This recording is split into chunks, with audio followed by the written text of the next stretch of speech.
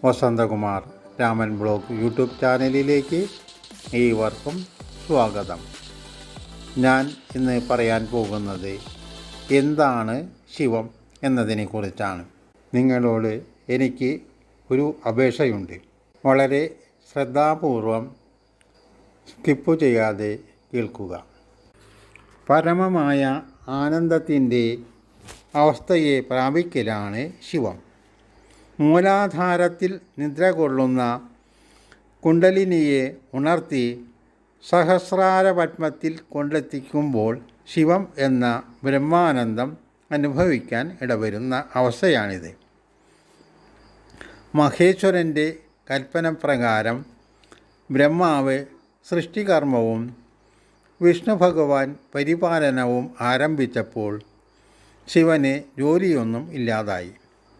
അങ്ങനെ അദ്ദേഹം കഠിനമായ തപസ്സിലേർപ്പെട്ടു.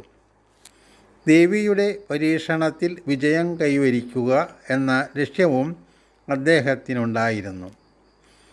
നിശ്ചയം ദൃഢമാക്കി കഠിന തപസ്സിലേർപ്പെട്ട ശിവൻ ദേവിയുടെ പരീക്ഷണത്തിൽ വിജയം കണ്ടെത്തുക തന്നെ ചെയ്തു.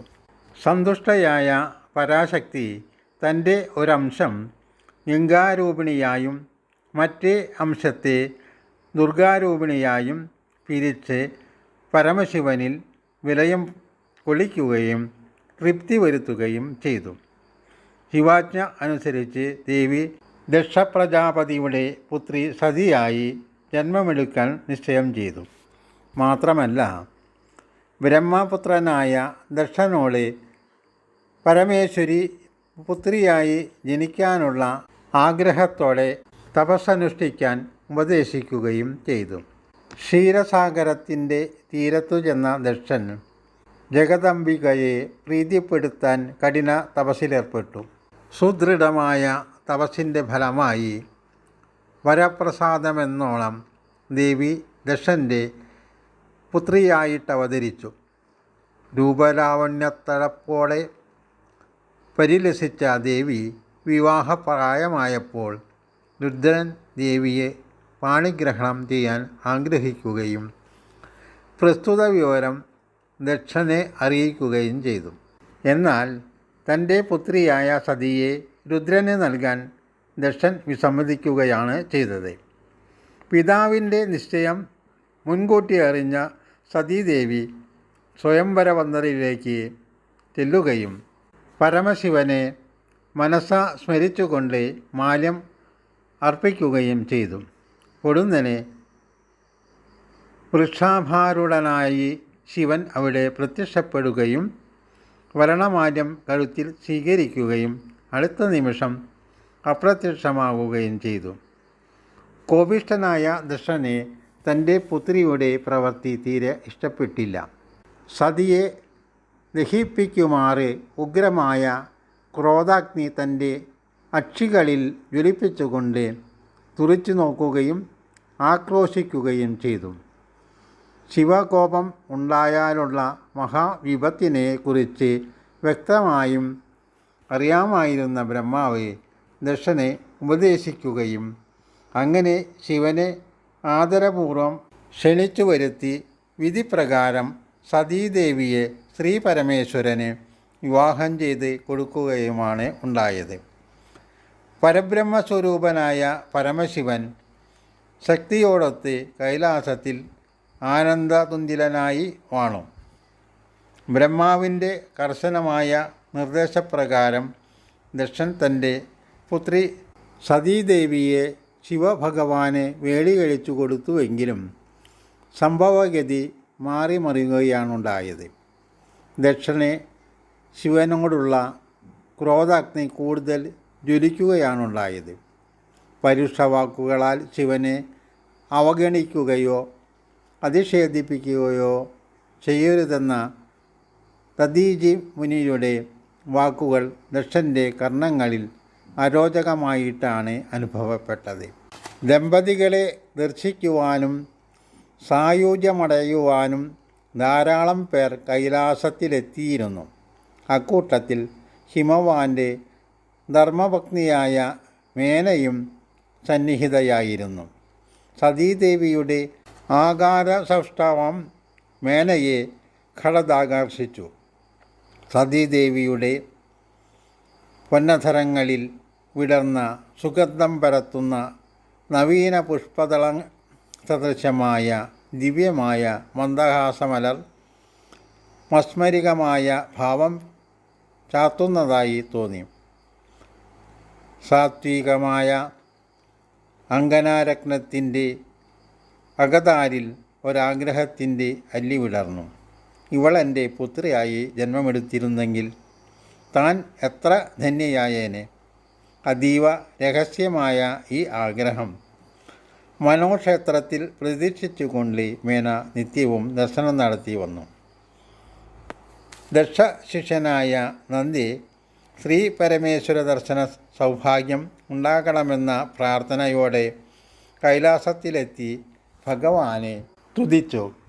നന്ദിയുടെ നിഷ്കാമമായ ഭക്തിയിൽ സംതൃപ്തനായ ശിവൻ എന്തു വരമാണ് വേണ്ടതെന്ന് ചോദിച്ചുകൊള്ളാൻ പറഞ്ഞു. ശിവസന്നിധിയിൽ സ്ഥിരമായി വസിക്കുവാനുള്ള അനുമതി നൽകണമെന്നായിരുന്നു നന്ദിയുടെ വിനയാന്വിതവും ഭക്തിപ്രഹർഷത്തോടു കൂടിയതുമായ അപേക്ഷ. നന്ദിയുടെ അപേക്ഷ പരിഗണിച്ച് ഭഗവാൻ അദ്ദേഹത്തെ ശിവഗണങ്ങളിൽ ഉൾപ്പെടുത്തുകയും ഭൂതനാഥനായി നിയമിക്കുകയും ചെയ്തു. ത്രൈലോക്യനാഥയായ സതീദേവി തൻ്റെ മായ കൊണ്ട് ശിവൻ്റെ മാനസോദ്യാനത്തിൽ മോഹപുഷ്പങ്ങൾ അങ്കുരിപ്പിക്കുകയും അങ്ങനെ സസുഖം വാഴുകയും ചെയ്തു. പരബ്രഹ്മസ്വരൂപനായ പരമശിവൻ്റെ നിഗൂഢമായ ലീലകൾ വീണ്ടും രംഗത്ത് പ്രത്യക്ഷപ്പെടാൻ പോകുന്നുവെന്ന സൂചനയുണ്ടായി. അതിഗംഭീരമായ ഒരു യാഗം നടത്താൻ ദക്ഷൻ തീരുമാനിച്ചു. എന്നാൽ ശിവഭഗവാനെ ക്ഷണിക്കാതെയാണ് ദക്ഷൻ യാഗം നടത്താൻ പോകുന്നതെന്ന് സൂത്രധാരനായ നാരദ മഹർഷി ജ്ഞാനദൃഷ്ടി കൊണ്ടറിയുകയും ഇക്കാര്യം ശിവസന്നിധിയിൽ അറിയിക്കുകയും ചെയ്തു. ഭഗവാൻ തൻ്റെ വാക്കുകൾക്ക് വില കൽപ്പിക്കുന്നില്ലെന്നറിഞ്ഞ നാരദൻ സതീദേവിയെ പ്രലോഭിപ്പിച്ച് ഭഗവാന്റെ തിരുസാന്നിധ്യമില്ലാതെയുള്ള യാഗം നിരർത്ഥകവും മഹാവിപത്തിനും ഇടയാകുമെന്നും കൈലാസേശ്വരൻ്റെ ഉഗ്രകോപം അണ്ഡകടാഹത്തെ യാഗമാലം ദഹിപ്പിക്കാൻ പര്യാപ്തമാകുമെന്നും ത്രികാലജ്ഞാനിയും പ്രപഞ്ച സന്ദേശവാഹകനുമായ നാരദ മഹർഷി വ്യക്തമായി മനസ്സിലാക്കിയിരുന്നു. കൂടാതെ അദ്ദേഹത്തിൻ്റെ ഇഷ്ടദൈവം കൂടിയായ മഹേശ്വരനെ ക്ഷണിക്കാൻ ദക്ഷൻ തയ്യാറാകാത്തതിലുള്ള അമർഷവും നാരദത്തിൻ്റെ മനസ്സിൽ വ്യാകുലമാകുന്നുണ്ട്. യാഗശാലയിൽ ചെന്ന് അർഹമായത് യാചിച്ചു വാങ്ങണമെന്ന് സതീദേവി ഭഗവാനോട് അപേക്ഷിച്ചുവെങ്കിലും ഭഗവാൻ അതിന് തയ്യാറായില്ല. ക്ഷണിക്കാതെ ചെന്ന് യാഗഫലത്തിന് യാചിക്കുന്നത് മഹാത്മാക്കൾക്ക് ഉചിതമല്ലെന്ന ഭഗവാന്റെ അഭിപ്രായം ദേവിക്ക് പഥ്യമായില്ല. ഒടുവിൽ യാഗശാലയിലേക്ക് സതി ധനിച്ച് പുറപ്പെടുക തന്നെ ചെയ്തു. ക്രോധവും വിഷാദവും ഒത്തുചേർന്ന മാനസികാവസ്ഥയിൽ സതീദേവി പിതാവ് നടത്തുന്ന യാഗശാലയിലേക്ക് ഒരു മിന്നൽപ്പിണരിൻ്റെ ആവേശത്തോടെ പാഞ്ഞു ചെന്നു. പുത്രിക്ക് സ്നേഹവും കാരുണ്യവും നൽകാൻ കർത്തവ്യനിരതനാകേണ്ട പിതാവിൽ നിന്നും ആക്ഷേപവും അവഗണനയുമാണ് ദേവിക്ക് ലഭിച്ചത്. യാഗശാലയ്ക്ക് ചുറ്റും സന്നിഹിതരായിരുന്ന ദേവന്മാർക്ക് പോലും ശിവനെ ക്ഷണിക്കാതെയുള്ള യക്ഷൻ്റെ യാഗം ശുഭകരമായി തീരുമെന്ന വിശ്വാസം ഉണ്ടായിരുന്നില്ല. ദുഃഖിതയായ സതീദേവി സ്വശക്തിയാൽ അഗ്നി ജ്വലിപ്പിച്ച് അതിൽ ജീവത്യാഗം ചെയ്തു. പൊടുന്നനെ കൈലാസത്തിലെത്തിയ നാരദൻ സംഭവങ്ങളെല്ലാം ശിവൻ്റെ മുന്നിൽ വിവരിച്ചു. കോപാകുലനായ കൈലാസനാഥൻ തൻ്റെ തൃക്കൺ തുറന്നു. അദ്ദേഹത്തിൻ്റെ തൃക്കണ്ണിൽ നിന്നും ബഹിർഗമിച്ച അഗ്നിജ്വാലയിൽ നിന്നും അതിഭയങ്കരമായ ഒരു രൂപം പ്രത്യക്ഷപ്പെട്ടു. വീരഭദ്രൻ. എന്ന് ഭഗവാൻ നാമകരണം ചെയ്തു. ആ രൂപം അദ്ദേഹത്തെ പ്രദക്ഷിണം ചെയ്ത് വണങ്ങി ക്രോധാഗ്നിയുടെ സംഹാരഭാവത്തിൽ ജ്വലിച്ചു നിന്ന ഭഗവാന്റെ നെടുവീർപ്പിൽ നിന്നും എണ്ണമറ്റ ഭൂതഗണങ്ങളും ഉണ്ടായി. വീരഭദ്രൻ്റെ നേതൃത്വത്തിൽ ഭൂതഗണങ്ങൾ ദക്ഷനോട് യുദ്ധം ചെയ്തു.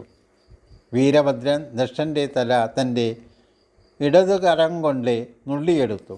ഈ ഘോരസംഭവത്തിന് സാക്ഷിയായ ബ്രഹ്മദേവൻ ഉടനെ ശിവലോകത്തെത്തുകയും ഭഗവാനെ സ്തുതിക്കുകയും അങ്ങനെ സമാധാനിപ്പിച്ച് യാഗവേദിയിലേക്ക് കൊണ്ടുവരികയും ചെയ്തു. കൈലാസനാഥൻ്റെ ആജ്ഞപ്രകാരം വീരഭദ്രൻ ദക്ഷനെ പുനർജീവിപ്പിക്കുകയും തൻ്റെ അപരാധം പുറത്ത് തന്നോട് കാരുണ്യം കാട്ടിയ ഭഗവാനെ സ്തുതിക്കുകയും ചെയ്തു. നീ ജീവൻ മുക്തനാകയാൽ ഞാനിതാ വരം നൽകുന്നു എന്ന് പറഞ്ഞ് ഭഗവാൻ ദക്ഷനെ അനുഗ്രഹിച്ചു. സതീവിരഹം പരമശിവൻ്റെ മനസ്സിനെ കലുഷിതമാക്കി. വിഷ്ണുവിൻ്റെയും ബ്രഹ്മാവിൻ്റെയും ഉപദേശമനുസരിച്ച് മൂവരും കൂടി ആദിപരാശക്തിയെ സ്തുതിച്ചു. ത്രിമൂർത്തികളുടെ പ്രാർത്ഥനയിലും സ്തുതികളിലും സംപ്രീതയായ ദേവി പ്രത്യക്ഷപ്പെടുകയും മഹേശ്വരൻ്റെ സഹധർമ്മിണിയായി വീണ്ടും തിരു അവതാരം കൈക്കൊള്ളുമെന്നും പറഞ്ഞു. ദേവിയുടെ ഉപദേശപ്രകാരം ഭഗവാൻ ഛായാസതിയുടെ മൃതദേഹത്തെ ചുമലിൽ ഏറ്റിക്കൊണ്ട് നടക്കുകയും താണ്ഡവമാടുകയും ചെയ്തു. കൈലാസനാഥൻ്റെ താണ്ഡവം വരുത്തിവയ്ക്കാനിടയുള്ള അപകടത്തെക്കുറിച്ചു അറിയാമായിരുന്ന ഭഗവാൻ വിഷ്ണു ശിവൻ്റെ പിന്നാലെ ചെന്ന് തൻ്റെ മഹാസുദർശനം കൊണ്ട് ദേവിയുടെ ശരീരത്തെ ഖണ്ഡങ്ങളാക്കിക്കൊണ്ടിരുന്നു. ഇക്കാര്യം താണ്ഡവത്തിനിടയിൽ ശിവൻ അറിഞ്ഞിരുന്നില്ല. അവസാനം നാരദ മഹർഷി ശിവനെ സമീപിക്കുകയും സത്യം തുറന്നു പറയുകയും ചെയ്തു. ക്രോധഭാവം പൂണ്ട ശിവൻ താൻ അനുഭവിക്കുന്നത് പോലെ വിഷ്ണുവും ഒരിക്കൽ വിരഹദുഃഖിതനാകാൻ ഇടവരട്ടെ എന്ന് ശപിച്ചു. ദേവിയുടെ അഭാവം ഭഗവാനെ നിരന്തരം അസ്വസ്ഥനാക്കിക്കൊണ്ടിരുന്നു. ഒരു ദിവസം സ്വനിശ്ചയപ്രകാരം പരമശിവൻ കാമരൂപപീഠത്തിൽ ദേവിയെ സ്തുതിച്ചുകൊണ്ടിരുന്നു.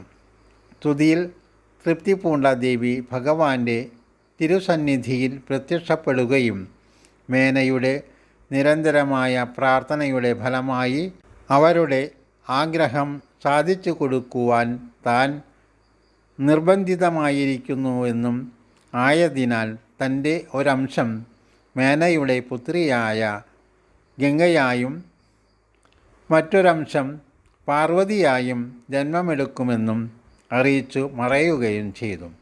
ഇപ്രകാരം കാലചക്രം അനുസൃതം മുന്നോട്ടു നീങ്ങവേ ഹിമവാന്റെയും മേനയുടെയും പുത്രിയായി ദേവി തിരു അവതാരമെടുത്തു. ബ്രഹ്മദേവൻ ഗംഗയെ ദാനമായി വാങ്ങുകയും ദേവലോകത്ത് കൊണ്ടുചെന്ന് ശിവനെ ക്ഷണിച്ചു വരുത്തി വേളി കഴിച്ചു കൊടുക്കുകയും ചെയ്തു. വർഷങ്ങൾക്കു ശേഷം അവർ സത്യലോകത്തു നിന്നും കൈലാസത്തിലെത്തി. അവിടെ നിന്നും ഇരുവരും തപസ്സനുഷ്ഠിക്കാൻ നിശ്ചയിച്ച് യാത്ര തിരിച്ചു. ഈ സമയത്ത് പാർവതിയും തപസ്സനുഷ്ഠിക്കുകയായിരുന്നു. കൈലാസനാഥനെ തപസ്സിൽ നിന്നുണർത്താനായാൽ മാത്രമേ അദ്ദേഹത്തിന് പാർവതീദേവിയിൽ ജനിക്കുന്ന കുമാരനെ കൊണ്ട് താരകാദി അസുരന്മാരെ വധിക്കാൻ സാധിക്കുകയുള്ളൂ എന്ന് ദേവന്മാർ കണക്കുകൂടി. അങ്ങനെ ശിവൻ്റെ മനസ്സിൽ ഭൗതിക ചിന്തയുടെ വിത്ത് വിതയ്ക്കാൻ ഇന്ദ്രൻ കാമനെ നിയോഗിക്കുകയാണുണ്ടായത്. കഠിനമായ യാഗചിന്തയിൽ ലയിച്ച മനസ്സുമായി ഇരുന്ന ശിവനെ അതിൽ നിന്ന് ഇളക്കാൻ കന്ദർപ്പൻ തൻ്റെ ശാപം വളച്ചു കെട്ടി. പക്ഷേ ഭഗവാന്റെ ഘോര തപസ്സിൻ്റെ അപാരശക്തി മൂലം കാമൻ നിന്ന് വിറപൂണ്ടതേയുള്ളൂ. ഇത് കണ്ട പാർവതി തന്നെ നേരിട്ട് ശിവൻ്റെ മുന്നിലേക്ക് ചെന്നു. മോദം ജനിപ്പിക്കുന്ന മന്ദഹാസമലർ അധരങ്ങളിൽ അണിയിച്ച് ചേർത്തുകൊണ്ട് ശ്രീ പരമേശ്വരൻ തൻ്റെ മുന്നിൽ നിൽക്കുന്ന പാർവതീദേവിയെ അവൻ തൻ്റെ സമ്മോഹനാസ്ത്രം മെല്ലെ തൊടുത്തുവിട്ടു. ശിവൻ്റെ വക്ഷസ്ഥലം ലക്ഷ്യമാക്കി ഒരു ബാണവും എയ്തുവിട്ടു. തികച്ചും അപ്രതീക്ഷിതമായി ശിവൻ്റെ മാനസകോവിലിൽ ദേവിയെ കുടിയിരുത്തുവാനുള്ള ആഗ്രഹം ഉദിച്ചു. ഇന്ദ്രിയങ്ങൾ ക്ഷോഭിക്കുകയും തളരുകയും ചെയ്തു. എന്നാൽ സാക്ഷാൽ പരബ്രഹ്മസ്വരൂപനായ അദ്ദേഹത്തിന് വിവേകമുണ്ടായി. കഠിനമായ തപശക്തിയാൽ ദമനം ചെയ്യപ്പെട്ട ഒരാൾക്ക് പെട്ടെന്ന് ഒരിളക്കം സംഭവിച്ചതെങ്ങനെയെന്ന് ആ മഹാപുരുഷോത്തമൻ ചിന്തിക്കാൻ പ്രേരിതനായി. പൊടുന്നനെ അദ്ദേഹത്തിൻ്റെ കാര്യം മനസ്സിലായി. അദ്ദേഹത്തിൻ്റെ ദൃഷ്ടികൾ രക്തവർണം പൂണ്ടു. ആ ക്രോധാഗ്നിയിൽ ജ്വലിച്ച നയനങ്ങളിൽ നിന്നും സ്ഫുലിംഗങ്ങൾ ഉത്ഭവിച്ചു.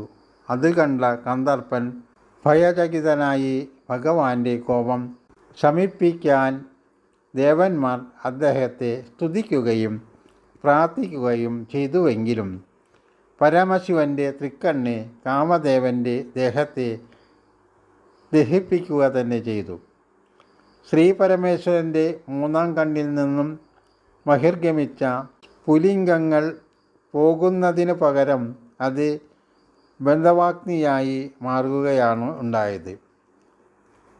ഇത് കണ്ട് വിസ്മയഭരിതനും ഭയജകനുമായ ബ്രഹ്മദേവൻ ആ അഗ്നിയെ ആവാഹിച്ച് സമുദ്രത്തിലാഴ്ത്തി. ഇന്നും ഭഗവാന്റെ ക്രോധാഗ്നിയിൽ നിന്നും ഭവിച്ച ആ അഗ്നി സമുദ്രദേവൻ തൻ്റെ ഹൃദയാന്തർഭാഗത്ത് ഒളിപ്പിച്ചിരിക്കുന്നുവെന്നാണ് സങ്കല്പം. കാമനെ ദഹിപ്പിച്ചതിൽ പാർവതി ഭഗവാനെ കുറ്റപ്പെടുത്തി. ഭഗവാന്റെ പ്രവൃത്തി അധർമ്മമാണെന്ന് ദേവി വാദിക്കുകയും ചെയ്തു. മറുത്തൊന്നും ഉരിയാടാതെ ഭഗവാൻ വീണ്ടും ധ്യാനനിരതനായി. താൻ സതിയും കാളിയുമാണെന്ന ബോധം ഭഗവാനിൽ വരുത്താൻ നിശ്ചയം കൊണ്ട ദേവി കാളീരൂപം ധരിച്ച് നിലകൊണ്ടു. നയനങ്ങൾ തുറന്ന ഭഗവാൻ കാളീരൂപത്തെ ദർശിച്ചപ്പോൾ സഹസ്രനാമത്തിൽ ദേവിയെ സ്തുതിച്ചു. പാർവതി പരമേശ്വരന്മാർ വീണ്ടും തപസ്സിൽ ലീനരായി. നാളുകൾ പിന്നിട്ടപ്പോൾ മഹാദേവന് ശ്രീ മഹേശ്വരിയിൽ ആഗ്രഹമുണ്ടായി. ദേവിയെ വരിക്കാൻ തീരുമാനിച്ചുറച്ച ഭഗവാൻ ഭൂതഗണങ്ങളോടൊത്ത് കൈലാസശൈലത്തിലെത്തിച്ചേർന്നു. ഈ അവസരത്തിൽ പാർവതിയും സഖിമാരോടൊത്ത് പിതാവായ ഹിമവാന്റെ ശരണത്തിലണഞ്ഞു. മഹർഷിമാരെ അയച്ച് ശിവൻ പാർവതിയെ പരിണയിക്കാൻ ആഗ്രഹിക്കുന്നതായി ഹിമവാനെ അറിയിച്ചു. അദ്ദേഹം സ്നേഹപൂർവ്വം അതിനെ സമ്മതിക്കുകയും ചെയ്തു. കാമദേവൻ ഭഗവാന്റെ ക്രോധാഗ്നിയിൽ ദഹിച്ചു പോയ നാൾ മുതൽ രതി വിഷാദഗ്രന്ഥയായി കഴിയുകയായിരുന്നു. രതിയുടെ ദുഃഖാവസ്ഥയിൽ ദയവ് തോന്നിയ നാരദമുനി ബ്രഹ്മാവിനോടും വിഷ്ണുവിനോടും ഇന്ദ്രാദി ദേവന്മാരോടും പരമശിവനെ കണ്ട് കന്ദർപ്പനെ പുനർജന്മം നൽകാൻ അപേക്ഷിക്കണമെന്ന് അഭ്യർത്ഥിക്കുകയും അപ്രകാരം ദേവന്മാരുടെ അപേക്ഷപ്രകാരം ശ്രീ പരമേശ്വരൻ കാമദേവനെ പുനർജന്മം നൽകി രതിയെ സന്തുഷ്ടയാക്കുകയും ചെയ്തു. പരിണയമുഹൂർത്തം സമാഗതമായി. പക്ഷേ ഭഗവാന്റെ രൂപഭാവങ്ങളിൽ യാതൊരു മാറ്റവും കാണാത്തതിൽ ബ്രഹ്മാവ് വിസ്മയപ്പെട്ടു. ജടയും താടിയും വളർത്തി ചാമ്പൽ പൂശിയ ദേഹവുമായിട്ടായിരുന്നു ഭഗവാന്റെ ഇരിപ്പ്. വിവാഹനാളായതിനാൽ ഈ വികൃതവേഷം മാറ്റി നവവരൻ്റെ വേഷം ധരിക്കണമെന്ന് പറഞ്ഞ് ബ്രഹ്മാവ് കൈലാസേശ്വരനെ അനുനയിപ്പിച്ചു.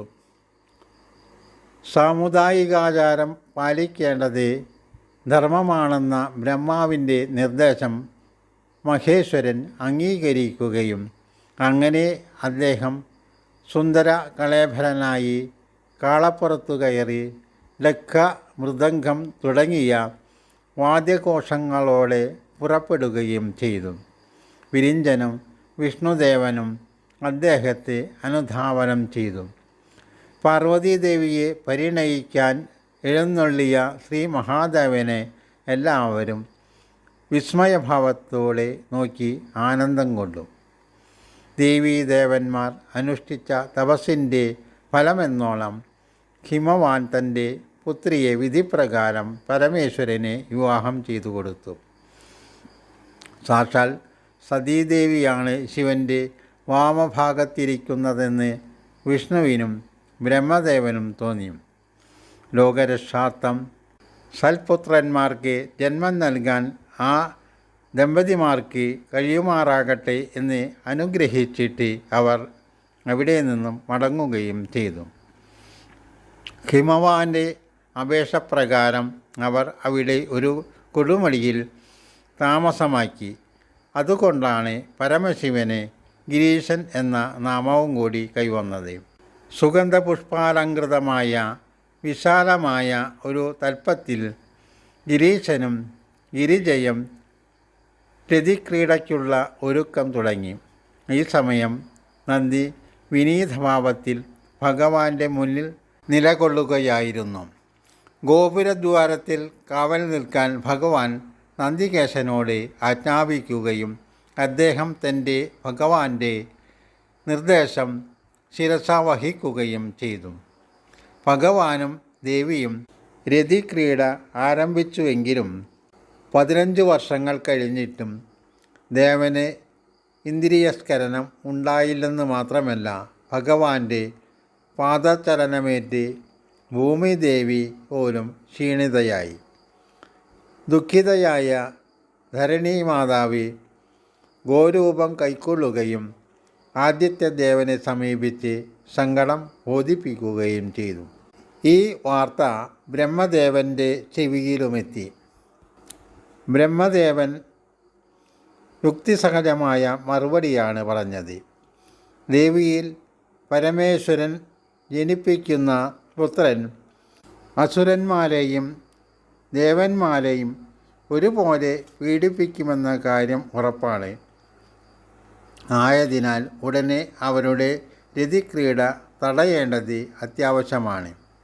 അങ്ങനെ ബ്രഹ്മാവിൻ്റെ നിർദ്ദേശപ്രകാരം സൂര്യദേവനുൾപ്പെടെയുള്ള എല്ലാ ദേവന്മാരും കൂടി പാർവതി പരമേശ്വരന്മാരുടെ രതിക്രീഡാസ്ഥലത്ത് എത്തിച്ചേർന്നു. പക്ഷേ ദേവന്മാരുടെ ആഗമനോദ്ദേശം അറിഞ്ഞിട്ടും അവർ രതിക്രീഡ തുടർന്നുകൊണ്ടേയിരുന്നു.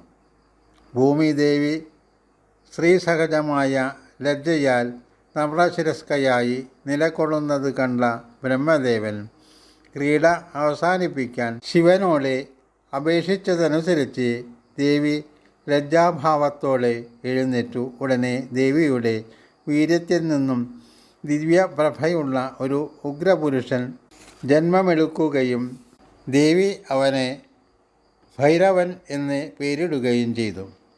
ഭൈരവനെ പുറംകാവലിനുള്ള ചുമതല ഏൽപ്പിക്കുകയും ചെയ്തു. കൈലാസനാഥൻ തൻ്റെ രേതസ്സിനെ സ്രവിപ്പിക്കാൻ തീർച്ചയാക്കി. ഈ രേതസ് പാഴാകാതിരിക്കാൻ ബ്രഹ്മാവ് വായുദേവനെ മുൻകൂട്ടി ഏർപ്പാടാക്കിയിരുന്നു. യോഗീശ്വരനായ ദേവൻ തൻ്റെ രേതസ്സിനെ അഗ്നിദേവൻ്റെ ശിരസിൽ പതിപ്പിച്ചു. ഭഗവാന്റെ രേതസ് ഭൂമിയിൽ പതിക്കരുതെന്നാണ് വിധി. വെള്ളിമാലയ്ക്ക് തുല്യം പ്രശോഭിക്കുന്ന ആ രേതസ് താങ്ങാനാകാതെ അഗ്നിദേവൻ താഴേക്കിട്ടു. ശരപ്പുല്ലു നിറഞ്ഞ കാനനത്തിലാണ് വീണത്. അതിൽ നിന്നൊരു ഭാഗമെടുത്ത് വായുദേവൻ 6 കൃത്തികകളുടെ യോനിയിൽ സ്ഥാപിച്ചു. അത് അവരുടെ ഗർഭത്തിൽ ഉൾക്കൊണ്ട് വളർന്നു. അഗ്നിയുടെ ശിരസിൽ അവശേഷിച്ച ശിവബീജം കനകമായി നിന്ന് പ്രകാശിച്ചു. കൃത്തികകൾക്ക് ഗർഭം താങ്ങാനാകാതെ വന്നപ്പോൾ വായുദേവൻ ആ 6 ഗർഭശിശുക്കളെയും ഒരു പെട്ടിയിലാക്കി ഗംഗയിലൊഴുക്കി. ഇക്കാര്യം അറിഞ്ഞ വിരിഞ്ചൻ പേടകം തുറക്കുകയും 6 തിരുമുഖങ്ങൾ 12 കണ്ണുകളുള്ള തേജസ്സേറിയ ഒരാൺകുട്ടിയെ പുറത്തെടുത്തു. ആ കുട്ടിയെ പാർവതിയും പരമേശ്വരനും അറിയാതെ ബ്രഹ്മാവ് രഹസ്യമായി വളർത്തി. ദേവാസുരയുദ്ധം തുടങ്ങിയപ്പോൾ കാർത്തികേയനായിരുന്നു സുരന്മാരുടെ മുഖ്യനായി വർത്തിച്ചിരുന്നത്. അസുരന്മാരിൽ മുഖ്യനായി വർത്തിച്ചത് താരകനായിരുന്നു. ബ്രഹ്മാവ് സമ്മാനിച്ച വേലുകൊണ്ട് കാർത്തികേയൻ താരകനെ യമാലയത്തിലേക്ക് എത്തിച്ചു. യുദ്ധം അവസാനിച്ചപ്പോൾ ബ്രഹ്മാവ് താരകയും സ്തന്യമൂട്ടുകയും ചെയ്തു. ഒരു ദിവസം ഭഗവാൻ ശിവൻ പരിവാരങ്ങളോടൊത്ത് കാനന സഞ്ചാരത്തിന് പോയി. പ്രദോഷത്തിന് മുമ്പ് സ്നാനകർമ്മം നിർവഹിക്കണമെന്ന് ദേവി വിചാരിച്ചു. നീരാട്ടിനിറങ്ങിയപ്പോൾ ദേവിക്ക് ഒരു ഉൾക്കിടിലമുണ്ടായതിനാൽ തൻ്റെ ശരീരത്തിൽ പുരട്ടിയിരുന്ന മഞ്ഞൾ തുടച്ചെടുത്ത് ഒരു രൂപമുണ്ടാക്കി ഒരിടത്ത് വെച്ചു. അതിൽ നിന്നും ചതുർബാഹുക്കളുള്ള അത്യാകർഷകമായ ഒരു ആൺകുട്ടി പ്രത്യക്ഷപ്പെട്ടു.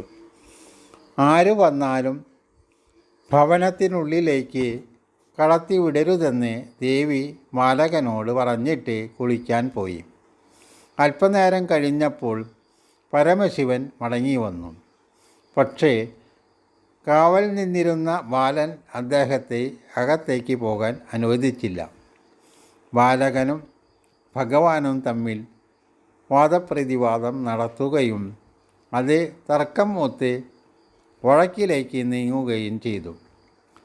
രുദ്രൻ കോപത്തോടെ തൻ്റെ ത്രിശൂലാഗ്രം അവൻ്റെ ശിരസിൽ വെച്ചു. ശിരസ് പൊട്ടി അവൻ നിലത്ത് വീണു. ഭഗവാൻ അകത്തേക്ക് പോകുകയും ചെയ്തു. പാർവതീദേവി കുളി കഴിഞ്ഞു വന്നപ്പോൾ തൻ്റെ പുത്രനെ കാണാത്തതിനാൽ അവർ ഉറക്കെ കരഞ്ഞു. എന്നാൽ ഇങ്ങനെ ഒരു പുത്രൻ ജനിച്ച വിവരം പരമേശ്വരൻ അറിഞ്ഞിരുന്നില്ല. ദേവിയുടെ ദുഃഖം കണ്ട ശിവൻ്റെ മനസ്സലിഞ്ഞു. അദ്ദേഹം നേരെ വനത്തിനുള്ളിലേക്ക് പോയി. ഒരാന വടക്കോട്ട് തലയും വെച്ച് കിടന്നുറങ്ങുന്നതാണ് അദ്ദേഹം കണ്ടത്. ഭഗവാൻ ആ ഗജശിരസ് വെട്ടിയെടുത്ത് കൊണ്ടുവന്ന് മൃതനായി കിടക്കുന്ന ഉണ്ണിയുടെ ശിരസിൽ വെച്ചു. സാക്ഷാൽ ബ്രഹ്മൻ തന്നെ ആകാരം കൈക്കൊണ്ട മഹേശ്വരന് സാധിക്കാത്തതായി എന്താണ് ഉള്ളത്? ആനത്തല സ്ഥാപിച്ചതോടെ ജീവൻ വെച്ച ഉണ്ണി എഴുന്നേറ്റ് മാതാപിതാക്കളെ വണങ്ങി നിന്നു. ശിവൻ ആ ഉണ്ണിക്ക് വിനായകൻ എന്നും ഗജാനനൻ എന്നും പേരിട്ട് വിളിച്ചു. ഈ സംഭവത്തിന് ശേഷം അവർ പുത്രനെയും കൊണ്ട് കൈലാസത്തിലേക്ക് പോയി. ഓംകാരപ്പൊരുളായ ശ്രീ പരമേശ്വരനെയും ഗിരിജാദേവിയെയും സംപ്രീതരാക്കുന്നതിനും അവരുടെ ഓമനമക്കളായ പുത്രന്മാരുടെയും ദിവ്യാനുഗ്രഹം നേടുന്നതിനും വിവിധതരം പൂജകളും വ്രതങ്ങളും വിധിച്ചിട്ടുണ്ട്. പ്രദോഷം, സോമവാരം, ശിവരാത്രി തുടങ്ങിയവയാണ് ഇതിനുള്ള ഉദാഹരണങ്ങൾ. ശിവരാത്രി പൂജ രുദ്രാക്ഷം ധരിച്ചുകൊണ്ട് വ്രതാനുഷ്ഠാനത്തോടെയുള്ള ഓംകാരം ജപിക്കൽ, വില്ലപത്രാർത്ഥന തുടങ്ങിയവ വിധിപ്രകാരം നിഷ്കാമഭക്തിയോടെ നിർവഹിച്ചാൽ ദേവീദേവന്മാരുടെ പ്രീതി നേടാനും അതിലൂടെ ബ്രഹ്മാനന്ദം അനുഭവിക്കാനും ഇടവരുന്നതാണ്. നിർഗുണനായ പരബ്രഹ്മത്തിൽ നിന്നാണ് ആദിയിൽ ഉണ്ടായ സഗുണ രൂപമായ ശിവൻ. ബ്രഹ്മനിശ്ചയപ്രകാരം ശിവനിൽ നിന്നും പ്രകൃതിയും പുരുഷനും ഉണ്ടായി.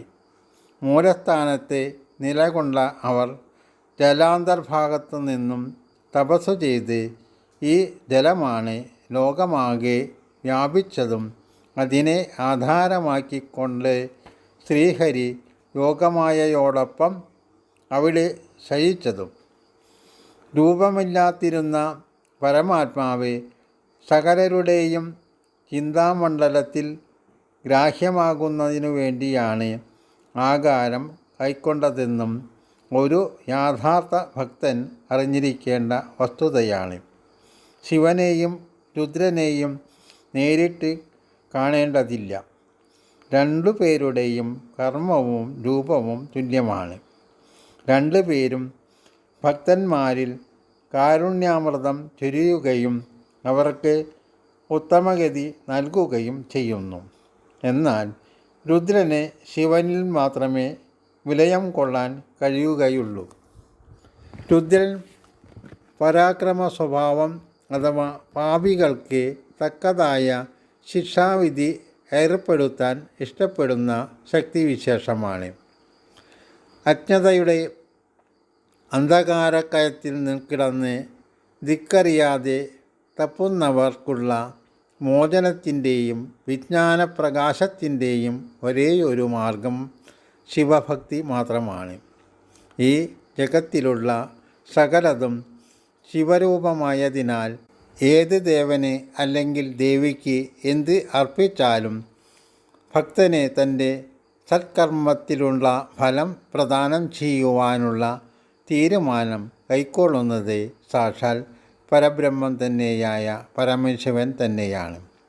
എല്ലാ ദേവീദേവന്മാർക്കും ഭക്തന്മാരുടെ മനോഗുണവും ഭക്തിയുടെ തീവ്രതയും അനുസരിച്ച് ബലം നൽകാനുള്ള ശക്തിവിശേഷം ഉണ്ടെങ്കിലും അവർ നൽകുന്നത് ഭൗതിക സുഖങ്ങൾ പ്രദാനം ചെയ്യാൻ പര്യാപ്തമായ വസ്തുക്കളാണ്.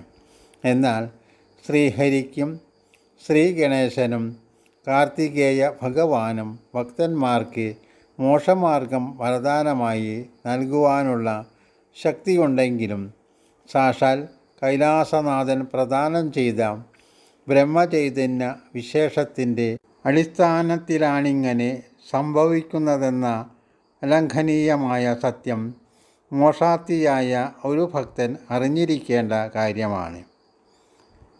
സൃഷ്ടിക്ക് മുൻപും ശിവനുണ്ടായിരുന്നു. ശ്രീ പരമേശ്വരൻ്റെ കൽപ്പനപ്രകാരം ബ്രഹ്മാവ് സൃഷ്ടികർമ്മം ആചരിക്കുന്നുവെങ്കിലും സൃഷ്ടിയുടെ മധ്യത്തിലും ഭഗവാൻ വിരാജിക്കുന്നു എന്ന് മാത്രമല്ല, സൃഷ്ടികർമ്മത്തിൻ്റെ നേതൃത്വം ശിവനിൽ തന്നെ നിലനിൽക്കുന്നു എന്നതും ശ്രദ്ധേയമായ കാര്യം തന്നെ. സൃഷ്ടിയുടെ അന്ത്യത്തിലും പരമശിവൻ ഉണ്ടായിരിക്കുകയും ചെയ്യും. സകലതും ശൂന്യതയിൽ പരിണമിക്കുമ്പോൾ ശിവന് സത്തയുണ്ടായിരിക്കും. കാരണം ആദ്യമധ്യാന്തങ്ങളില്ലാതെ സനാതനമായി നിലകൊള്ളുന്ന പരബ്രഹ്മചൈതന്യവിശേഷം സാക്ഷാൽ പരമശിവൻ തന്നെയാണ്. നിർഗുണാവസ്ഥയിൽ നിന്നും സഗുണാവസ്ഥ സ്വീകരിക്കുന്നത് ഭഗവാൻ കൈലാസനാഥൻ തന്നെ. സദാശിവനാണ് വിഷ്ണുദേവന് സനാതന വേദങ്ങളുടെയും ബീജവർണ്ണങ്ങളുടെയും പൂജാവിധികളുടെയും ബ്രഹ്മരഹസ്യം തൻ്റെ ശ്വാസഗതിയിലൂടെ പ്രദാനം ചെയ്തത്. വാചാമഗോചരമായ ഈ അനന്തശക്തിയാണ് സകല വിദ്യകളുടെയും ഉറവിടം. പ്രപഞ്ചഭരണത്തിൻ്റെ ചുമതല വഹിക്കാൻ ഓംകാരപ്പൊരുളായ സദാശിവൻ, വിഷ്ണു, ബ്രഹ്മാവ്, ശ്രീഗണേശൻ, ശ്രീമുരുകൻ, ശ്രീദേവിമാർ, അഗ്നിദേവൻ, വായുഭഗവാൻ തുടങ്ങിയ അനേകം പേരെ നിയോഗിച്ചിട്ടുണ്ടെങ്കിലും ഇതെല്ലാം ഭഗവാന്റെ തന്നെ നിഗൂഢമായി വർത്തിക്കുന്ന നിർഗുണമായ ബ്രഹ്മനിശ്ചയത്താലാണെന്ന കാര്യം ഒരു ഭക്തൻ വ്യക്തമായും തൻ്റെ ഹൃദയക്ഷേത്രത്തിൽ പ്രതിഷ്ഠിക്കേണ്ടതാണ്. മഹാകാലനായ അദ്ദേഹത്തിന് പാലകനെയോ സംഹാരകനെയോ സ്ഥിതികാരകനെയോ സൃഷ്ടികർത്താവിനെയോ ആവശ്യമില്ല. ഭഗവാൻ സർവചരാചരങ്ങളുടെയും ആദിഭാവവും ആധാരവുമാണ്. ഏകത്വമായി നിരാകാരമായി വർത്തിക്കുന്ന പരബ്രഹ്മം നാനാത്വമായി രൂപങ്ങൾ കൈവരിക്കുമ്പോഴും ഒരു നിലവിളക്കിൻ്റെ ദീപനാളത്തിൽ നിന്നും എണ്ണമറ്റ വിളക്കുകളിലേക്ക് ദീപനാളം പകരുമ്പോഴും അഥവാ വേർതിരിച്ചെടുക്കുമ്പോഴും ആദ്യ ദീപത്തിൻ്റെ നാളത്തിന് അല്പം പോലും പ്രകാശം കുറയുന്നില്ലെന്നതുപോലെ യാതൊരുവിധ ന്യൂനതയും സംഭവിക്കാതെ പൂർവസ്ഥിതിയിൽ തന്നെ നിലകൊള്ളുന്ന ശക്തിവിശേഷമാണ് സദാശിവൻ. മാത്രമല്ല, നാനാർത്ഥമായി വർത്തിക്കുന്ന ജീവാത്മാക്കളെ പിൻവലിക്കാനും പരമാത്മാവിനോട് കൂടിച്ചേർക്കുവാനും കഴിയുമെന്നതും നാം ഓർത്തിരിക്കണം. നിങ്ങളുടെ വിലയേറിയ അഭിപ്രായങ്ങൾ കമൻറ്റ് ബോക്സിൽ രേഖപ്പെടുത്തുക.